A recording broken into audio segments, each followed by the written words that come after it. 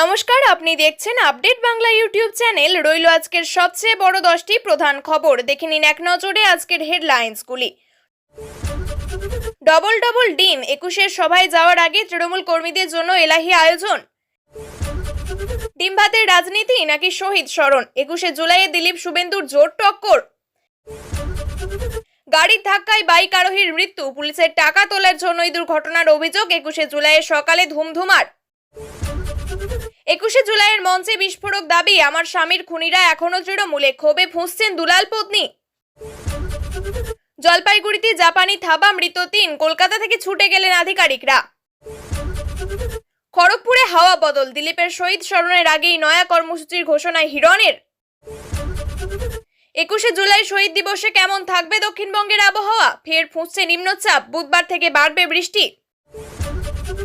জগন্নাথ দেবকে সঙ্গে নিয়ে ধর্মতলায় হাজির চাকদহ পুরসভার চেয়ারম্যান ইন কাউন্সিল। 21শে জুলাইয়ের সমাবেশে যোগ দিতে কলকাতায় লাভলি খাতুন, ভিডিও পোস্ট করে খোঁচা বিজেপির। সম্পত্তি বিক্রি করতে লন্ডনে দোকান সাজিয়েছে হাসিনা ঘনিষ্ঠরা, অন্তর তদন্তে উঠে এলো তথ্য। এবার আসছি বিস্তারিত খবরে। 21শে জুলাইয়ের জনসভার আগে তৃণমূলের কর্মী সমর্থকদের জন্য ব্যাপক আয়োজনের চিত্র দেখা যাচ্ছে। ডায়মন্ড হারবার সহ শহরের বিভিন্ন প্রান্তে জেলা থেকে আসা কর্মীদের জন্য তৈরি হয়েছে অস্থায়ী থাকার জায়গা, যেখানে গত 3 দিন ধরে অনেকেই অবস্থান করছেন। বীরভূম থেকে আসা এক তৃণমূল কর্মী জানান, কর্মীদের সব ধরনের সুবিধার ব্যবস্থা করা হয়েছে। অস্থায়ী আবাসে ওষুধ, বিশুদ্ধ পানীয় জল এবং স্নানের সুব্যবস্থা রয়েছে। সকালে তাদের ডিম ভাত দিয়ে আপ্যায়ন করা হয়েছে, যা চাহিদা মতো যতবার খুশি দেওয়া যায়। এই সুব্যবস্থার প্রশংসা করে তিনি বলেন, আয়োজন খুবই ভালো। সকালে ডিম খাইয়েছে, একটা নয় ডবল ডবল, যত চাইছে ততই পাচ্ছে। সকাল থেকে এই বিপুল সংখ্যক কর্মী সমর্থক ডিম ভাত খেয়ে ধর্মতলার উদ্দেশ্যে রওনা দিয়েছেন, যেখানে ইতিমধ্যেই জনস্রোত শুরু হয়েছে। কসবার গীতাঞ্জলি স্টেডিয়ামে একই রকম খাবারের ব্যবস্থা দেখা গিয়েছে। সেখানে সেদ্ধ ডিম, আলুর তরকারি আর ভাত খেয়ে বহু কর্মীরা ধর্মতলার পথে পা বাড়িয়েছেন। শুধু অস্থায়ী ক্যাম্পের কর্মীরাই নন, শিয়ালদহ স্টেশনে আসা কর্মীদের জন্যই দলের পক্ষ থেকে খাবারের ব্যবস্থাও করা হয়েছে। জ্যোতিপ্রিয় মল্লিক এবং জীবন কৃষ্ণ সাহার তত্ত্বাবধানে সেখানে খিচুড়ি এবং ডিমের বন্দোবস্ত করা হয়েছে, যাতে কেউ খালি পেটে সমাবেশে না যান। এই সুসংগঠিত আয়োজনে একেবারে 21শে জুলাইয়ের সমাবেশকে ঘিরে কর্মীদের উৎসাহ আরও বাড়িয়ে তুলেছে। দূরত্ব প্রায় 127 কিলোমিটার, কিন্তু উদ্দেশ্য এক। 21শে জুলাই এবার শহীদ স্মরণে জমজমাট লড়াই। একদিকে ধর্মতলায় তৃণমূলের বিরাট শহীদ সমাবেশ, আর অন্যদিকে পশ্চিম মেদিনীপুরে খড়গপুরে বিজেপির পাল্টা শহীদ শ্রদ্ধাঞ্জলি সভা। দিলীপ ঘোষ সেই চমকের কথাই বারবার বলেছিলেন, তবে কি এটাই সেই চমক? তৃণমূলের শহীদের জবাবে বিজেপির শহীদ আপাতত উত্তর নেই, তবে দিলীপের টিপ্পনি বেশ ধারালো। দিলীপ ঘোষ সোজাসাপটা বলছেন, বিজেপির 21শে জুলাই শহীদ শ্রদ্ধাঞ্জলি সভা করেছে, এটা কি কোনো চমক নয়? তৃণমূল তো এতদিন এই দিনটাই নিজেদের বাৎসরিক ডিম ভাতের অনুষ্ঠান করে আসছে। আমরা মনে করি শহীদ তো আমাদেরও হয়েছে। যে শহীদদের নিয়ে এত নাটক, তারা তো কংগ্রেসের। তৃণমূলের সঙ্গে ওদের কি সম্পর্ক? এই 21শে জুলাই দিলীপকে কোনোদিন না কোনোদিন মঞ্চে দেখা যাবেই, এমন দাবি করেছিলেন তিনি। দলের নেতৃত্বের সঙ্গে দূরত্বে আরও এমন মন্তব্যে দল বদলে জল্পনা তুঙ্গে উঠেছিল, সেই নিয়েও মুখ খুলেছিলেন তিনি। প্রাক্তন রাজ্য বিজেপির সভাপতি ঝাঁঝালো কণ্ঠে বললেন, আমি কি ঘেয় কুকুর নাকি যে সকাল সন্ধ্যায় এ বাড়ি ও বাড়ি ঘুরে বেড়াবো? যারা নিজেরা এই দল ওই দল ঘুরে বেড়ায়, তাদের এই ধরনের প্রচার করে। বিজেপির কর্মীরা বিকাউ নয়, মারলে রাজ্য ছাড়া হতে পারে, কিন্তু ঝান্ডা ছাড়া নয়। একদিকে যখন শুভেন্দুর নেতৃত্বে বঙ্গ বিজেপির উত্তরকন্যা অভিযান করছে, ঠিক সেই একই দিনেই দিলীপের ভিন্ন কর্মসূচি। 21শে যেন লড়াই জমজমাট। দিলীপ বললেন, উত্তরবঙ্গে বিজেপি কর্মীরা যাবেন, কিন্তু এখানে শুধু মেদিনীপুরের কর্মীরাই আসছেন, বুঝুন ঠেলা। আজ তৃণমূলের শহীদ দিবস, আর বিধানসভা ভোটের আগে এই শেষ শহীদ দিবসে প্রস্তুতি তুঙ্গে। ইতিমধ্যেই রাজ্যের বিভিন্ন প্রান্ত থেকে তৃণমূলের নেতা কর্মী সমর্থকেরা কলকাতায় এসে পৌঁছেছেন। শেষ মুহূর্তের প্রস্তুতি চলছে জোর কদমে। এর মধ্যে এদিন সকালে মধ্যমগ্রামে ঘটল এক মর্মান্তিক দুর্ঘটনা, জানিয়ে এলাকায় তুলকালাম পরিস্থিতি। জানা গিয়েছে, একটি গাড়ির ধাক্কায় এক বাইক আরোহীর মৃত্যু হয়েছে এবং আরও একজন গুরুতর আহত। পুলিশ চালককে আটক করেছে। এই ঘটনার উপর উত্তেজিত জনতা পুলিশকে ভাঙচুর চালায়। তার জেরে প্রায় 1 ঘন্টা যশোর রোড অবরোধ করা হয়। স্থানীয়দের অভিযোগ, পুলিশের টাকা তোলার কারণেই এই দুর্ঘটনা। এদিকে উত্তরবঙ্গ থেকে দলে দলে তৃণমূল কর্মী সমর্থকেরা শিয়ালদহ স্টেশনে আসছেন। তাদের স্বাগত জানান জ্যোতিপ্রিয় মল্লিক। উত্তর কলকাতা জেলা তৃণমূল কংগ্রেসের তরফে স্টেশন চত্বরে একটি ক্যাম্প খোলা হয়েছে। সেখানে খিচুড়ি এবং ডিম সিদ্ধ খেয়ে ধর্মতলার উদ্দেশ্যে রওনা দিচ্ছেন কর্মীরা। পাশাপাশি দুর্গাপুরে 19 নম্বর জাতীয় সড়কে কয়েকশো গাড়ির লাইন দেখা গিয়েছে। সকাল থেকেই তৃণমূল কর্মী সমর্থকরা ধর্মতলার উদ্দেশ্যে রওনা দিয়েছেন। কাঁকসায় বাসকোপা টোল প্লাজায় তৃণমূলের তরফে হেল্প ডেস্ক চালু করা হয়েছে, যেখানে জল, ওষুধ এবং অ্যাম্বুলেন্সের ব্যবস্থা রয়েছে। আসানসোল স্টেশন থেকে ব্যানার নিয়ে মিছিল করে ট্রেনে চেপে দলে দলে কর্মী সমর্থকরা কলকাতার দিকে যাচ্ছেন। সীতারামপুর, কুলটি, বরাকর, রানীগঞ্জ স্টেশন থেকেও বহু মানুষ কলকাতার পথে। 21শে জুলাইয়ের মেগা সমাবেশে যখন তৃণমূলের হাই ভোল্টেজ ভাষণ চলছে, ঠিক তখনই দলের অন্দরে উঠল এক বিস্ফোরক অভিযোগ। নিহত তৃণমূল নেতা দুলাল সরকারের স্ত্রী রীতিমতো ক্ষোভ উগরে দিলেন, সোজাসাপটা জানিয়ে দিলেন, আমার স্বামীর খুনিদের কেউ কেউ এখনো তৃণমূলেই রয়েছেন। তার এই চাঞ্চল্যকর দাবিতে গোটা রাজনৈতিক মহলে শোরগোল পড়ে গিয়েছে। এই অভিযোগ শুধু দলের অস্বস্তি বাড়াচ্ছে না, বরং নিহত কর্মীর পরিবারের দীর্ঘদিনের বঞ্চনা আর ন্যায় না পাওয়ার ক্ষোভকেও উস্কে দিচ্ছে। যখন দল শহীদ দিবসের মঞ্চে নিজেদের আত্মত্যাগের কথা ফলাও করে বলছে, ঠিক তখনই একজন নিহত নেতার স্ত্রী এমন দাবি তৃণমূলের অন্দরের বিভেদকে প্রকাশ্যে আনলো। এই অভিযোগের পর স্বভাবতই প্রশ্ন উঠতে শুরু করেছে, দলের শীর্ষ নেতৃত্ব কি এই বিষয়ে অবগত? যদি হন, তাহলে কেন এখনো কোনো ব্যবস্থা নেওয়া হয়নি? আর যদি না হন, তাহলে এটা দলের নজরদারিতে, অভ্যন্তরীণ নজরদারিতে বড়সড় গাফিলতির ইঙ্গিত দিচ্ছে। দুলাল পত্নীর এমন অকপট স্বীকারোক্তি নিঃসন্দেহে 21শে জুলাইয়ের মূল বার্তার ওপর এক কালো ছায়া ফেলে দিল। এই ঘটনা কি দলের ভাবমূর্তি নষ্ট করবে না? এই প্রশ্ন এখন রাজনৈতিক মহলের মুখে মুখে ঘুরছে।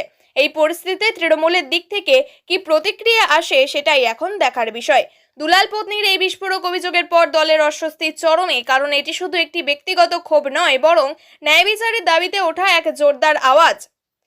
জলপাইগুড়িতে এক ভয়ঙ্কর জাপানি থাবা কেড়ে নিল 3 জনের প্রাণ। কলকাতা থেকে ছুটে গিয়েছেন প্রশাসনিক কর্তারা। কিন্তু কি এমন হলো উত্তরবঙ্গের এই জেলায়? জানা যাচ্ছে, ভিনদেশে এক রোগ, যার নাম জাপানি এনসেফালাইটিস, এখন কামড় বসিয়েছে জলপাইগুড়িতে। চলতি বছরে আক্রান্ত হয়েছেন 5 জন, যার মধ্যে 3 জনের মৃত্যু হয়েছে। স্থানীয় সূত্রে খবর, মৃত 3 জনই জলপাইগুড়ির সদর ডাবগ্রাম বানারহাট এলাকার বাসিন্দা। বাকি 2 জন আক্রান্তের মধ্যে ইতিমধ্যেই সুস্থ হয়ে বাড়ি ফিরেছেন, আর অন্যজন এখনও জলপাইগুড়ি মেডিকেল কলেজে চিকিৎসাধীন। অন্যান্য রোগের তুলনায় এর পরিসংখ্যান কম হলেও হঠাৎ করে এই রোগের বাড়বাড়ন্ত স্বাস্থ্য আধিকারিকদের কপালে চিন্তার ভাঁজ পড়েছে। জ্বর, সর্দি, কাশি, তারপর স্নায়ুজনিত সমস্যা, সার হারানো, এমনকি শেষে পক্ষাঘাত। সঠিক সময়ে চিকিৎসা না পেলে এভাবে জীবন কেড়ে নেয় এই রোগ। সাধারণত শূকরের শরীরেই এই রোগের সৃষ্টি হয়, আর বাহক হিসাবে কাজ করে মশা। এই রোগীর মৃত্যুর পর প্রশাসন এলাকায় থাকা শূকরের খাটালগুলো বন্ধের নির্দেশ দিয়েছে। স্বাস্থ্য দপ্তরের প্রতিনিধি দল পরিদর্শনে গিয়ে রাস্তার চারপাশে বহু শূকর চড়ে বেড়াতে দেখেছে, যা থেকে সংক্রমণের আশঙ্কা আরও বাড়ছে। প্রশাসন অভিযানে নেমেছে দেখতে যে নির্দেশ অমান্য করে কোনো অবৈধ খাটাল চলছে কিনা। গোটা বাংলায় রাজনৈতিক মহলের নজর এখন 21শে জুলাইয়ের ত্রিমুখী লড়াইয়ে।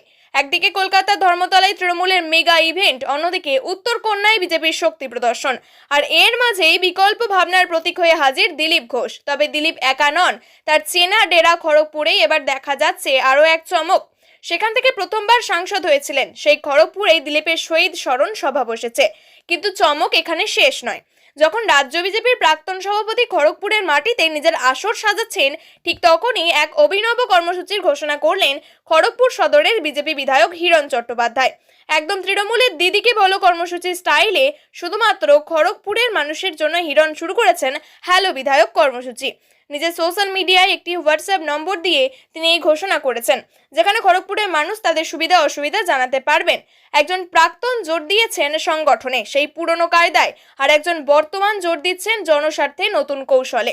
ওয়াকিবহাল মহল মনে করছে, প্রাক্তন এবং বর্তমানের এই ভিন্নমুখী লড়াই দিলীপ হিরণ সম্পর্কের একেবারেই অম্লমধুর। সামনে বিধানসভা নির্বাচন, আর তার আগে বিধায়ককে পেরিয়ে দিলীপের খড়গপুরকে বেছে নেওয়াটাই নিছকই কাকতালীয় নয়। মনে হচ্ছে নির্বাচনী রাজনীতিতে বড় ধরনের পরিবর্তনের আভাস এটি। 21শে জুলাইয়ের এই ত্রিমুখী রাজনৈতিক টানাপোড়েন তাই বঙ্গে আরও উত্তাপ ছড়াচ্ছে। আজ সোমবার শহীদ দিবস উপলক্ষে কলকাতায় তৃণমূল কংগ্রেসের বিশাল সমাবেশের আয়োজন করা হয়েছে। তবে এরই মধ্যে নতুন করে উদ্বেগ বাড়াচ্ছে আবহাওয়ার পূর্বাভাস। আলিপুর আবহাওয়া দপ্তর সূত্রে খবর, ফের সক্রিয় হচ্ছে নিম্নচাপ। তাহলে কি শহীদ দিবসের জমায়েত শেষ হতেই বৃষ্টিতে ভাসবে তিলোত্তমা? আবহাওয়া দপ্তরের পূর্বাভাস অনুযায়ী দক্ষিণবঙ্গে গত কয়েকদিনে বৃষ্টির দাপট কিছুটা কমলেও দক্ষিণ পূর্ব বঙ্গোপসাগরের মঙ্গলবার একটি ঘূর্ণাবর্ত তৈরি হতে পারে। এটি পরবর্তী 24 ঘন্টার মধ্যে নিম্নচাপে পরিণত হওয়ার সম্ভাবনা। এর জেরে বুধবার থেকে দক্ষিণবঙ্গে ভারী বৃষ্টির সম্ভাবনা তৈরি হয়েছে। যা শনিবার পর্যন্ত চলতে পারে। বিশেষ করে দক্ষিণ 24 পরগনা, পূর্ব ও পশ্চিম মেদিনীপুর এবং কলকাতায় ভারী বৃষ্টির পূর্বাভাস জারি রয়েছে। সোমবার এবং মঙ্গলবার দক্ষিণবঙ্গের কোনো জেলায় অতি ভারী বৃষ্টির সরাসরি সতর্কতা নেই, তবে পুরুলিয়া, বাঁকুড়া, ঝাড়গ্রাম, পশ্চিম বর্ধমান, বীরভূমে মাঝারি বৃষ্টির সঙ্গে বজ্রপাতের সম্ভাবনা রয়েছে। অন্যদিকে উত্তরবঙ্গে সোমবার দার্জিলিং, কালিম্পং এবং জলপাইগুড়িতে বিক্ষিপ্ত বৃষ্টিপাতের সম্ভাবনা থাকলেও মঙ্গলবার থেকে জলপাইগুড়ি, কোচবিহার, আলিপুরদুয়ারে ভারী বর্ষণ শুরু হতে পারে। বুধবারের পর গোটা উত্তরবঙ্গ জুড়ে বৃষ্টির তীব্রতা বাড়ার পূর্বাভাস দিয়েছে হাওয়া অফিস। সোমবার শহীদ দিবস উপলক্ষে ধর্মতলায় তৃণমূল কংগ্রেসের বিশাল সমাবেশকে কেন্দ্র করে সকাল থেকেই রাজ্যের বিভিন্ন প্রান্ত থেকে কর্মী সমর্থকদের ঢল নেমেছে কলকাতায়। শিয়ালদহ, হাওড়া স্টেশন চত্বরে শহরের বিভিন্ন এলাকা থেকে রঙিন মিছিল বের করে কর্মীরা ধর্মতলার অভিমুখে রওনা দিয়েছেন। তৃণমূলের টুপি আর সবুজ পাঞ্জাবিতে সেজে উঠেছে প্রতিটি মিছিল।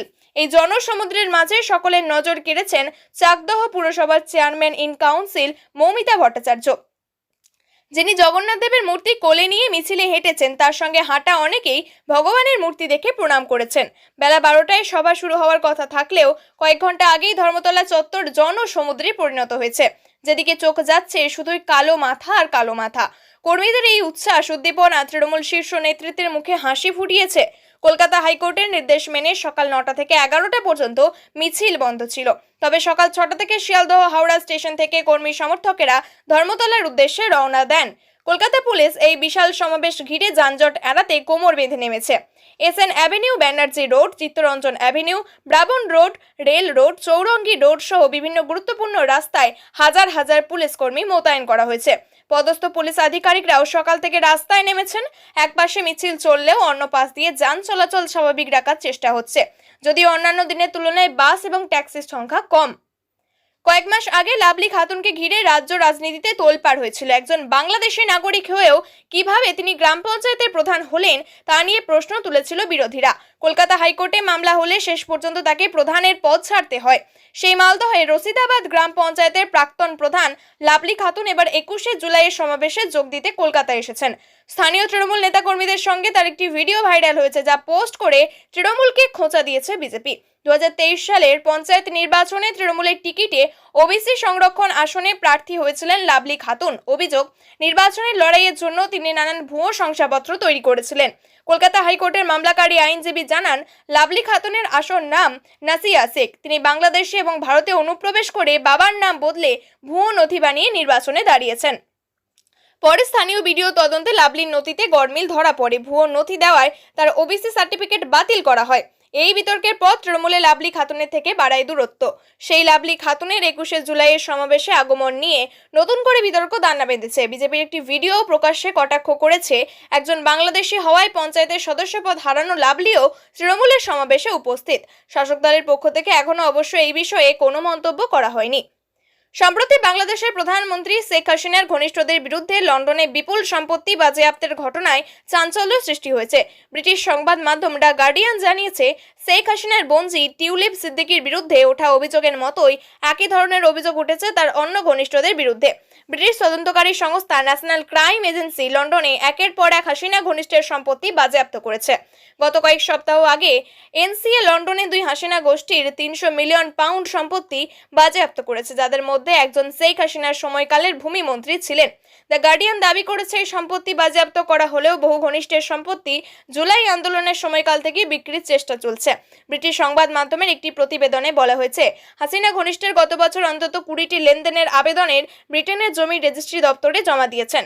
এই সম্পত্তিগুলো বাংলাদেশের প্রশাসনের তদন্তাধীন ব্যক্তিদের নামে রয়েছে এবং বিক্রির বন্ধক রাখার অর্থাৎ হস্তান্তরের জন্য আবেদন করা হয়েছে।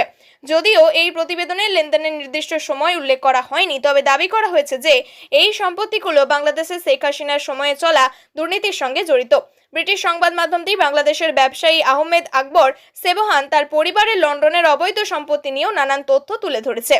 উল্লেখ্য, এর আগে শেখ হাসিনার দুই বোনঝি টিউলিপ সিদ্দিক এবং আজমিনা সিদ্দিকের লন্ডনের সম্পত্তি ঘিরে বিতর্ক দানা বেঁধেছিল। টিউলিপের বিরুদ্ধে ইউনূস প্রশাসন আর্থিক তছরূপের অভিযোগ তোলে। সেই কারণে বাংলাদেশের অন্তর্বর্তী সরকারের প্রধান উপদেষ্টা ব্রিটেন সফরে গেলে টিউলিপ তার সঙ্গে ব্যক্তিগতভাবে দেখা করতে চাইলেও ইউনূস সাক্ষাৎ করতে রাজি হননি। এই ছিল আজকের সবচেয়ে গুরুত্বপূর্ণ খবর ভালো লাগলে ভিডিওটি শেয়ার করুন এবং চ্যানেলটি সাবস্ক্রাইব করতে ভুলবেন না। আবার ফিরে আসবো আগামী পর্বে নতুন আপডেট নিয়ে। ধন্যবাদ, সুস্থ থাকুন, সাবধানে থাকুন।